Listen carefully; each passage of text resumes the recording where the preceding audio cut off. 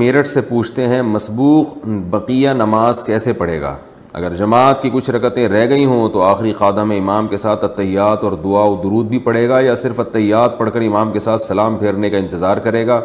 نیز باقی رکعتیں کس طرح پوری کرے گا؟ یعنی اگر کسی شخص کی امام کے ساتھ کچھ رکعتیں رہ گئی ہوں تو پوچھ رہے ہیں کہ باقی نماز کیسے پڑھے گا؟ تو پہلی بات تو یہ کہ امام کا جو آخری قعدہ ہوگا جس میں امام التحیات بھی پڑھتا ہے، درود شریف اور دعا بھی، تو جس کی رکعتیں نکل گئی ہوں وہ التحیات پڑھ کے خاموش ہو جائے، آگے درود شریف اور دعا نہ پڑھے۔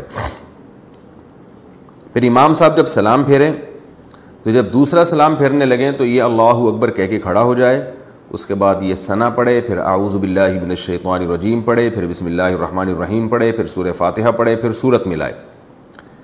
پھر اگر یہ رکعت تھی 4 رکعتوں والی نماز، اور یہ نماز جو امام کے ساتھ اس نے پڑھی ہے 4 رکعتوں والی نماز ہے، اور اس کی 1 رکعت رہ گئی ہے، تو یہ سمپل رکوع کرے گا، رکوع کے بعد قومہ میں جائے گا، پھر 2 سجدے کرے گا اور التحیات پڑھے گا، التحیات کے بعد درود شریف دعا پڑھ کے دونوں طرف سلام پھیر لے گا اور نماز ختم ہو گئی اس کی۔ یعنی 1 رکعت اگر رہ گئی ہو کسی کی، چاہے یہ 4 رکعت والی نماز ہو، 3 والی نماز ہو، 2 رکعت والی نماز ہو، 1 رکعت اگر کسی کی رہ گئی ہو تو یہ کرنا پڑے گا۔ 2 رکعت اگر رہ گئی ہیں اور نماز ہے 4 رکعتوں والی تو بھی سمپل، جب امام سلام پھیرے گا یہ کھڑا ہو کے ثنا پڑھے گا، اعوذ باللہ بسم اللہ کر کے سورہ فاتحہ کے بعد سورت ملائی، پھر رکوع سجدہ کرنے کے بعد دوبارہ کھڑا ہو جائے سیدھا، پھر سورہ فاتحہ پڑھے، بسم اللہ الرحمن الرحیم پڑھے، پھر سورہ فاتحہ پڑھے، پھر بسم اللہ پڑھ کے سورت ملائے، پھر رکوع کرے، اور آخر میں التحیات درود شریف دعا پڑھ کے سلام پھیر لے۔ یہ اس کی حالت بتا رہا ہوں جو 2 رکعتیں رہ گئی ہوں کسی کی۔ اور اگر کسی کی 3 رکعتیں رہ گئی ہوں تو پھر یہاں تھوڑا سا ٹیکنیکل، عام لوگوں کو پتہ نہیں ہے تو اس میں تھوڑا سا لوگ الجھ جاتے ہیں، اس کو خوب اچھی طرح سمجھیں کہ اگر کسی کی امام کے پیچھے 3 رکعتیں رہ گئی ہوں تو یاد رکھیں امام نے یا تو 3 فرض پڑھے ہوں گے یا 4 فرض۔ ظاہر ہے فجر کی نماز میں تو 3 رکعتیں نہیں رہ سکتی نا، تو مغرب کی نماز میں رہ سکتی ہیں، یا یہ جو ہے ظہر عصر اور عشاء کی نماز میں۔ تو مغرب کی نماز میں اگر 3 رکعتیں رہ گئی ہیں تو بھی بہت آسان ہے، آپ نے کیا کرنا ہے، امام نے جب سلام پھیرا آپ کھڑے ہو گئے، وہی ثنا پڑھی، سورہ فاتحہ وغیرہ اعوذ باللہ بسم اللہ پڑھ کے، اور سمپل اسی طریقے سے 3 رکعتیں ادا کرنی ہے جیسے آپ امام کے پیچھے اگر نہ ہوتے تو جیسے ادا کرتے، کیونکہ آپ کو امام کے پیچھے 3 رکعتیں ہی نہیں ملی ہیں، آپ آخری قعدہ میں شریک ہوئے امام کے ساتھ۔ لیکن 4 رکعتوں والی نماز اگر موجود ہے، یعنی 4 رکعتوں والی نماز میں آپ کی 3 رکعتیں نکل گئی ہیں تو خوب اچھی طرح سمجھیں، یعنی آپ امام کے ساتھ صرف آخری رکعت میں شریک ہوئے ہیں، تو اب آپ نے یہ کرنا ہے کہ امام نے جیسے ہی سلام پھیرا آپ کھڑے ہو گئے، آپ نے ثنا پڑھی، اعوذ باللہ بسم اللہ پڑھ کے سورہ فاتحہ پڑھی، سورہ فاتحہ کے بعد سورت ملائی، پھر رکوع کیا، پھر قومہ کیا، پھر 2 سجدے کیے۔ اب 2 سجدوں کے بعد آپ کو اختیار ہے، چاہے تو التحیات میں بیٹھ جائیں اور چاہے تو سیدھا کھڑے ہو جائیں، التحیات چھوڑ دیں۔ اگر آپ التحیات میں بیٹھ گئے تو پھر آپ التحیات پڑھیں، التحیات پڑھ کے پھر کھڑے ہو جائیں، پھر کھڑے ہونے کے بعد سورہ فاتحہ پڑھیں اور ساتھ میں سورت بھی ملائیں، کیونکہ یہ آپ کی دوسری رکعت ہے اور دوسری رکعت میں سورت بھی ملانی پڑتی ہے۔ سورت ملائیں، رکوع سجدہ کریں، رکوع سجدے کے بعد پھر دوبارہ کھڑے ہو جائیں، کیونکہ قعدہ آپ پہلے ہی سے کر چکے ہیں، تو اب آپ دوبارہ کھڑے ہو جائیں، دوبارہ یہ آپ کی آخری رکعت ہے، یعنی تیسری رکعت ہے یہ آپ کی، جو کہ آخری ہے۔ تیسری اس لیے کہ چوتھی رکعت تو آپ امام کے ساتھ پڑھ چکے ہیں، تو یہ آپ کی تیسری رکعت ہے، تو اس تیسری رکعت میں وہی کرنا ہے جو تیسری رکعت میں، فرض نماز کی تیسری رکعت میں کیا جاتا ہے، کہ بسم اللہ پڑھ کے فاتحہ پڑھیں اور سورت ملائے بغیر رکوع کر لیں، اور پھر رکوع سجدہ کرنے کے بعد سلام پھیر لیں۔ یہ بھی ایک طریقہ ہے۔ دوسرا طریقہ یہ ہے کہ آپ نے 3 رکعتیں آپ کی رہ گئی تھیں امام کے پیچھے 4 رکعت والی نماز میں، تو امام نے جب سلام پھیرا آپ کھڑے ہو جائیں، کھڑے ہو کے سورہ فاتحہ پڑھیں، اس کے بعد یعنی پہلے ثنا پڑھیں، سورہ فاتحہ پڑھیں، پھر سورت ملائیں، پھر آپ رکوع کریں، پھر سجدہ کریں۔ رکوع سجدہ کرنے کے بعد آپ بیٹھے نہیں بلکہ کھڑے ہو جائیں، یہ طریقہ بھی جائز ہے۔ اور جب آپ کھڑے ہو گئے تو پھر آپ نے پھر سورہ فاتحہ پڑھی، پھر سورت ملائی، اس کے بعد پھر آپ رکوع سجدہ کر کے اب آپ بیٹھنا پڑے گا آپ کو، کیونکہ اس سے پہلے والی رکعت میں آپ نے قعدہ نہیں کیا، تو آپ بیٹھ کے التحیات پڑھیں، یعنی التحیات التحیات للہ والصلوات والطیبات، یہ مکمل کرنے کے بعد پھر آپ دوبارہ کھڑے ہو جائیں، اور کھڑے ہونے کے بعد آپ نے سورہ فاتحہ پڑھی اور سورت نہیں ملائیں، پھر اس طرح رکوع سجدہ کر کے اپنی نماز کو کمپلیٹ کریں۔ امید ہے سمجھ میں آ گیا ہوگا، نہیں آ گیا ہوگا تو پھر دوبارہ رابطہ کریں انشاءاللہ۔ اچھا بھائی، امام کے پیچھے مقتدی کیا پڑھے؟ سمیر مرتضیٰ گجرات سے، اگر کوئی جہری نماز امام کے پیچھے پڑھ رہا ہے، جب وہ نماز شروع کرتا ہے تو اس کو ثنا پڑھ کر خاموش ہو جانا چاہیے یا اس کو تعوذ اور تسمیہ بھی پڑھنا چاہیے؟ اور اگر کوئی سری نماز امام کے پیچھے پڑھ رہا ہے تو سورہ فاتحہ بھی پڑھنی چاہیے یا پھر کتنا پڑھنا چاہیے؟ جہری نماز ہو یا سری نماز ہو، آپ ثنا پڑھ کے امام کے پیچھے خاموش ہو جائیں قیام میں۔ اس کی دلیل حدیث ہے، رسول اللہ صلی اللہ علیہ وسلم نے فرمایا، بہقی کی حدیث ہے، من کان لہ امام فقراءۃ الامام لہ قراءۃ، جس شخص کا کوئی امام ہو تو آپ نے فرمایا امام کی قراءت مقتدی کے لیے کافی ہے، اور ناصر البانی رحمہ اللہ نے اس حدیث کو صحیح قرار دیا ہے۔ اسی وجہ سے ناصر البانی جو تھے ان کا اپنا بھی مذہب یہی تھا کہ جہری نمازوں میں بہرحال امام کے پیچھے مکمل خاموشی ہوگی، البتہ وہ سری نمازوں میں کہتے تھے کہ امام کے پیچھے فاتحہ پڑھی جائے گی، اور اس کی دلیل وہ یہ دیتے تھے کہ وہی جو مشہور حدیث ہے بخاری مسلم کی کہ لا صلاۃ لمن لم یقرأ بفاتحۃ الکتاب، جو فاتحہ کتاب نہیں پڑھتا اس کی نماز نہیں ہوتی۔ اور ترمذی وغیرہ کی روایت ہے جس میں آتا ہے کہ صحابہ نے کہا کہ ہم پڑھتے ہیں، آپ نے فرمایا سوائے ام القرآن کے اور کچھ نہ پڑھو۔ تو اور اقرأ بہا فی نفسک کے الفاظ بھی ہیں کہ تو اس بیس پر البانی رحمہ اللہ کا مذہب یہ تھا کہ بھئی جہری میں نہیں پڑھی جائے گی لیکن سری میں پڑھی جائے گی، لیکن احناف نے اس حدیث کو عام لیا ہے جس میں آتا ہے من کان لہ امام فقراءۃ الامام لہ قراءۃ، نبی نے فرمایا جس کا امام ہو امام کی قراءت مقتدی کے لیے کافی ہے۔ تو یہ جہری اور سری کا نبی نے کوئی فرق نہیں کیا اس میں، لہذا جہری میں بھی امام کی قراءت چاہے وہ فاتحہ ہو یا سورت ہو وہ مقتدی کے لیے کافی ہے، سری میں بھی کافی ہے۔ رہا یہ مسئلہ کہ حدیث میں جو آتا ہے کہ اقرا بہا فی نفسک، سورہ فاتحہ کے بارے میں آتا ہے دل میں پڑھو، تو ہم کہتے ہیں دل میں پڑھنے کا مطلب اس کے معنی اور مفہوم میں آپ سورہ فاتحہ کے بارے میں غور کر سکتے ہیں، زبان سے نہ پڑھیں آپ، اس طرح سے تمام روایتوں میں تطبیق ہو جاتی ہے۔ رہا یہ مسئلہ کہ نبی صلی اللہ علیہ وسلم نے یہ جو فرمایا کہ جو فاتحہ نہیں پڑھتا اس کی نماز نہیں ہوتی، تو صحیح ہے مسلم میں پوری حدیث ہے، اس میں آگے آتا ہے من لم یقرأ بفاتحۃ الکتاب فصاعدا، سلیمان الاعمش ایک مشہور راوی ہیں، انہوں نے ان الفاظ کا اضافہ کیا ہے، اور امام مسلم نے اس حدیث کے بارے میں صاف کہا ہے ترید احفظ من سلیمان، کہ سلیمان الاعمش کا اضافہ یہ مقبول ہے۔ اس کے الفاظ ہیں جو سورہ فاتحہ نہیں پڑھتا اور آگے قرات نہیں کرتا اس کی نماز نہیں ہوتی۔ تو اس سے پتہ چلتا ہے فاتحہ کے بعد قرات بھی ضروری ہے، اور اس کا کوئی بھی قائل نہیں ہے امام کے پیچھے قرات بھی کی جائے۔ تو ہم کہتے ہیں جیسے وہاں آپ یعنی یہ اس حدیث کو امام کے ساتھ خاص کرتے ہیں یا انفرادی نماز کے ساتھ خاص کرتے ہیں جس میں آتا ہے کہ فاتحہ پلس تلاوت بھی کرنی ہے آپ نے، تو یہ امام کے بارے میں ہے کہ امام اگر فاتحہ کے ساتھ تلاوت نہیں کرے گا یا منفرد جو نماز پڑھ رہا ہے وہ فاتحہ کے ساتھ تلاوت نہیں کرے گا اس کی نہیں ہوگی، تو اس سے پتہ چلتا ہے وہ حدیثیں جن میں صرف فاتحہ کا ذکر ہے وہ بھی صرف امام یا منفرد کے بارے میں ہے، مقتدی کے بارے میں وہ حدیثیں نہیں ہیں۔ مقتدی کے بارے میں یہ صحیح حدیث ہمارے پاس موجود ہے، من کان لہ امام، جس کا کوئی امام ہے، فقراءۃ الامام لہ قراءۃ، تو امام کی قراءت اس مقتدی کے لیے کافی ہے۔ تو جہری سری دونوں کو شامل ہے، لہذا آپ سے سورہ صرف وہ پڑھیں، ثنا پڑھیں اور خاموش ہو جائیں۔ پہلی رکعت میں سورۃ الناس پڑھ لی تو کیا کریں؟ پہلی رکعت میں سورہ ناس پڑھی تو دوسری رکعت میں کون سی سورت پڑھیں گے؟ نیز اگر وتر کی پہلی رکعت میں سورہ فلق اور دوسری میں سورہ ناس پڑھی تو تیسری میں کون سی سورت پڑھیں گے؟ محمد سالم صاحب انڈیا سے۔ محمد سالم صاحب، صحیح سالم بات تو یہ ہے کہ ترتیب سے صورتیں پڑھا کریں، ترتیب سے، جیسے پہلی رکعت میں سورہ فلق تو دوسری میں سورہ ناس، لیکن اگر کسی نے اس کی ترتیب کے خلاف بھی کر لیا تو کوئی گناہ نہیں ہے، خاص طور پہ جب بھولے سے ہو جائے۔ تو اگر کسی نے بھولے سے پہلی رکعت میں سورہ ناس پڑھ لی ہے تو بہتر تو یہ کہ دوسری میں بھی سورہ ناس ہی پڑھے، لیکن اگر وہ سورہ فلق بھی پڑھ لیتا ہے تو بھی ٹھیک ہے، بہتر یہ ہے کہ سورہ ناس دوبارہ ریپیٹ کر لے اگلی رکعت میں۔ اور اگر وتر کی پہلی رکعت میں سورہ فلق اور دوسرے میں سورہ ناس پڑھی تو تیسری میں سورہ ناس پڑھ لے، دوبارہ پڑھ لے، نہیں تو قل ہو اللہ پڑھ لے دوبارہ۔ میں سب سے اہم حکم اور سب سے مشکل حکم ہے نماز کی پابندی کرنا۔ نماز پڑھنا مشکل نہیں ہے، نماز کی پابندی کرنا مشکل ہے۔ پوری زندگی انسان اس بات کی کوشش میں لگا رہے کہ نماز کبھی قضا نہیں ہونے دوں گا، تو یہ آسان کام نہیں ہے۔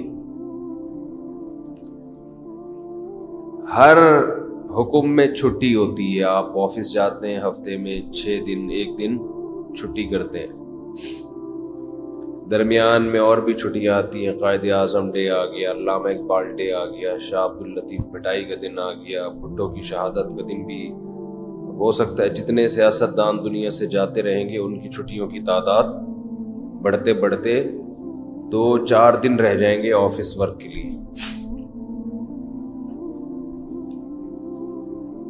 تو ہر کام میں چھٹی ہوتی ہے۔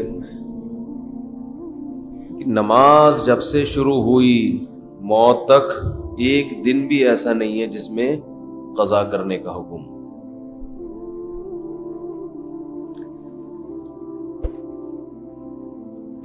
تو اتنی پابندی جب کسی حکم کی ہوتی ہے تو انسان بعض دفعہ تھکنے لگتا ہے،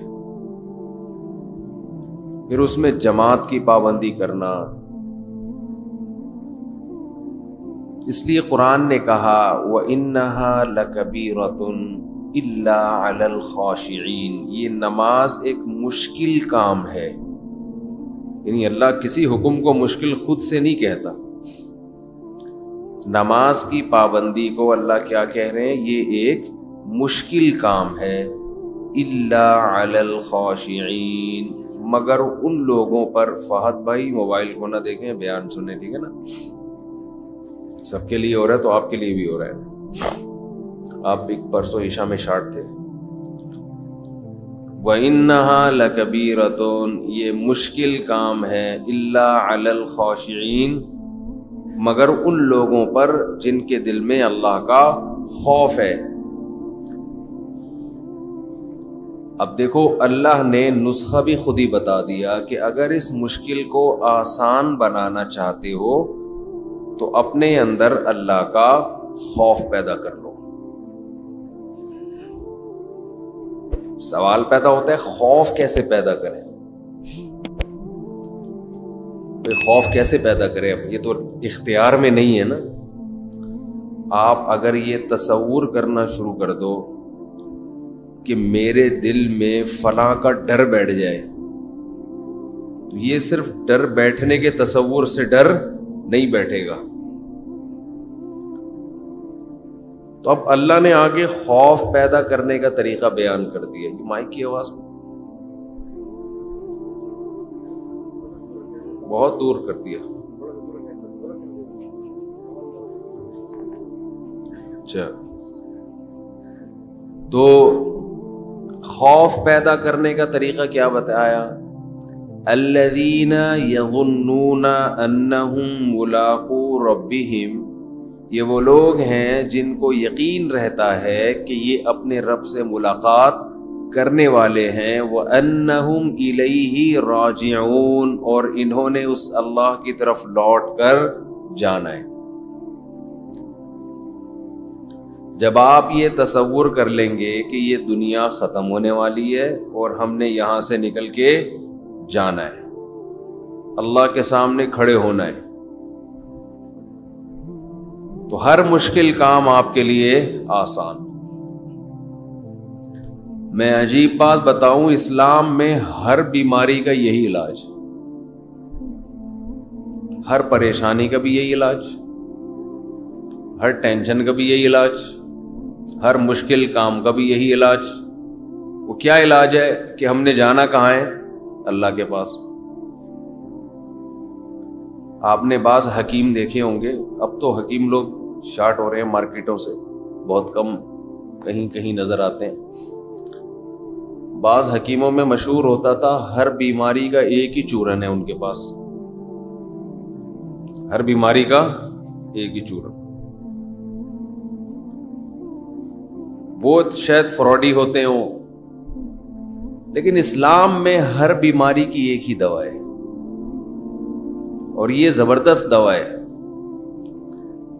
دیکھیں اللہ تعالیٰ نے جب ہمیں کوئی غم اور پریشانی ہو تو اللہ نے اپنے نیک بندوں کی جو صفات بیان کی ہیں وہ کیا بیان کی ہیں؟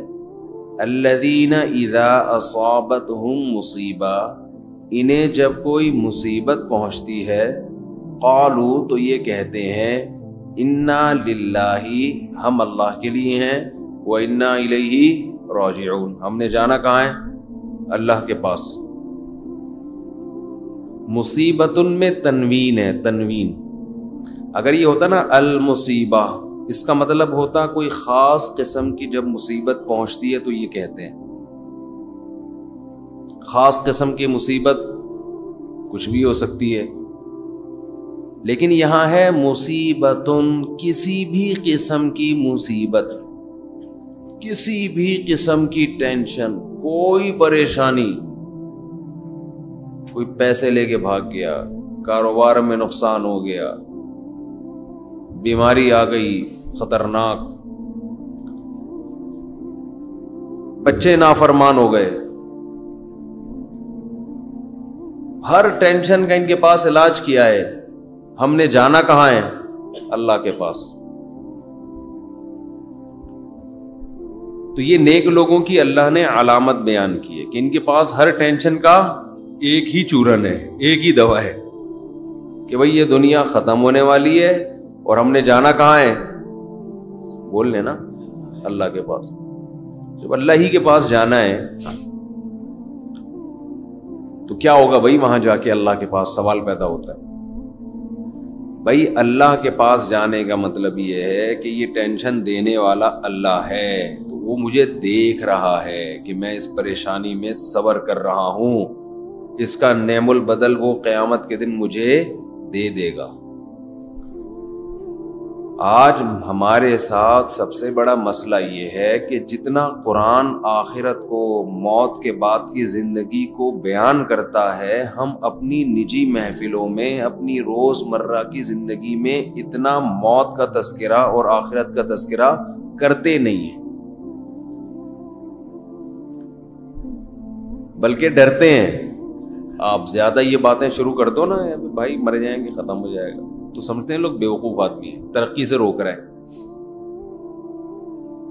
جو حقیقت بیان کر رہا ہے اسے لوگ کیا کہتے ہیں؟ یہ ترقی سے روک رہا ہے، یہ حقیقت بیان کر رہا ہے۔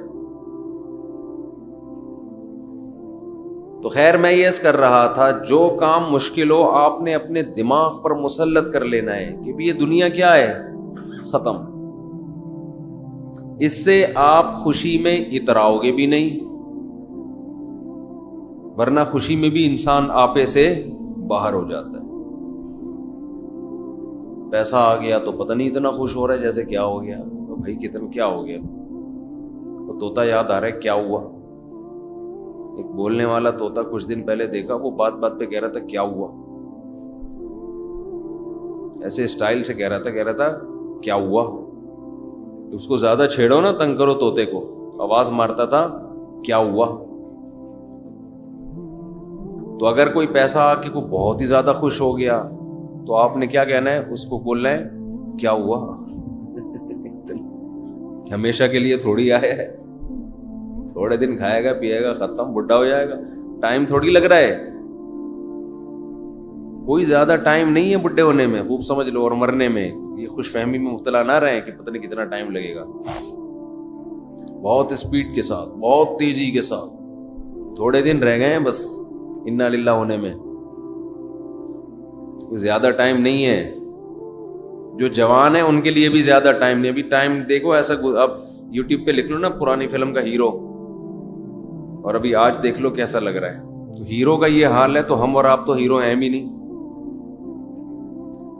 1980 کا ہیرو دیکھ لو اب کیسا لگ رہا ہے آج کل، تو جب وہ ایسا لگ رہا ہے تو ہم اور آپ کیسے لگیں گے 15-20 سال کے بعد؟ ہم تو ہیرو ہے بھی نہیں، ایک تو ہم ہیرو جیسے نہیں ہیں، دوسرا ہم صحت کو اتنا مینٹین رکھ بھی نہیں سکتے جتنا وہ لوگ رکھتے ہیں۔ تو اللہ نے جہاں بھی کوئی مشکل حکم دیا، اللہ نے کیا فرمایا کہ یہ ان لوگوں پر آسان ہے جو دماغ میں یہ بات بٹھا بیٹھے ہیں کہ ہم نے جانا کہاں ہے؟ اللہ کے پاس۔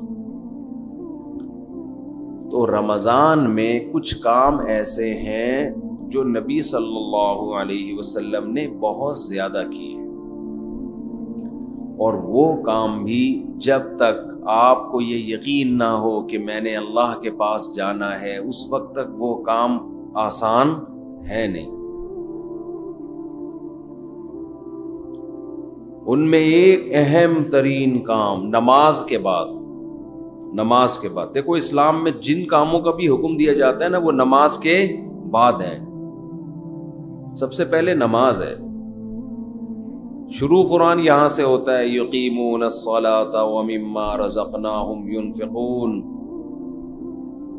نیک بندوں کی علامت میں سب سے پہلی علامت نماز کو قائم کرتے ہیں، اور جو رزق ہم نے دیا یہ دوسری بڑی علامت ہے۔ جو رزق ہم نے انہیں دیا اس میں سے خرچ کرتے رہتے ہیں۔ ینفقون فعل مضارع ہے، جب کنٹینیو کوئی کام کیا جاتا ہے تو اس کے لیے استعمال ہوتا ہے۔ ینفقون کنٹینیو یہ کام کرتے رہتے ہیں۔ تو ایمان والوں کی دو علامتیں قرآن میں اللہ نے بہت زیادہ بیان کی ہیں، اور یہ دو کام نبی رمضان میں زیادہ نہیں بلکہ بہت زیادہ کیا کرتے تھے۔ ایک نماز بہت زیادہ، بار بار ایک مسئلہ میں ریپیٹ کرتا رہتا ہوں کہ 8 رکعت تراویح اگر رمضان میں ہوتی تو 8 تو عام دنوں میں بھی آپ نے پڑھی ہے، تو پھر رمضان میں یہ عبادت رات کی بہت زیادہ ہوتی ہے بھائی، یہ تو نارمل روٹین تھی۔ پھر وہی بات آتی ہے، بخاری کا حوالہ دیتے ہیں کہ حضرت عائشہ فرماتی ہیں کہ نبی رمضان غیر رمضان میں 8 پڑھتے تھے۔ بخاری کی دوسری حدیث اس کے خلاف ہے، یزید فی رمضان ما لا یزید فی غیرہ، رمضان کے علاوہ مہینوں میں اتنی عبادت نہیں ہوتی تھی جتنی رمضان میں ہوتی تھی۔ اس سے پتہ چلتا ہے رمضان میں یہ عبادت زیادہ۔ بخاری ہی کی دوسری حدیث اس کے اگینسٹ ہے۔ اور اگر آپ کہتے ہیں کہ 8 ہی پڑھنی ہے تو بخاری کی جس حدیث میں 8 کا تذکرہ ہے اس میں تو 4 رکعتیں کر کے ہے، 4 پڑھتے تھے، پھر کتنی پڑھتے تھے؟ 4 پڑھتے تھے۔ تو کچھ سمجھ میں نہیں آتا۔ مجتہدین کو جب چھوڑیں گے نا، اپنی ریسرچ آئے گی مارکیٹ میں، تو کسی ایک جگہ انسان ٹکتا نہیں ہے، پھر وہ لاتا رہتا ہے اپنی تحقیق۔ تو رمضان میں ایک کام عبادت، جیسے ہم تراویح پڑھتے ہیں تو عام دنوں سے کئی گنا زیادہ نماز کی تعداد ہو جاتی ہے۔ تو نبی نے 4 کام تو کیے لیکن 2 کو بہت زیادہ فوکس کیا ہے۔ ایک نماز کی بہت زیادہ کثرت۔ تو رمضان میں جتنا ٹائم آپ کے پاس رہ گیا ہے، نماز کی مقدار بولو بھائی بڑھا دیں، اور یہ عزم کر لیں پورے سال انشاءاللہ نماز کی پابندی کرنی ہے۔ جرمانہ رکھیں اپنے اوپر۔ جب تک انسان اپنے آپ کو سزا نہیں دیتے نا، انسان کا بچہ بنتا نہیں ہے۔ دنیا میں کوئی بھی نہیں انسان کا بچہ بنتا شرافت سے۔ یہ دور شر اور آفت کا ہے، شرافت کا نہیں ہے۔ خود سزا دے اپنے آپ کو۔ فجر کی نماز جس دن رہ جائے اس دن ناشتہ گول، ناشتہ نہیں کرنا اس دن۔ دوسرا کام جو بہت زیادہ نبی نے رمضان میں کیا ہے، حضرت عائشہ رضی اللہ تعالی عنہا فرماتی ہیں رمضان میں آپ صلی اللہ علیہ وسلم سخاوت کا دریا بن جایا کرتے تھے۔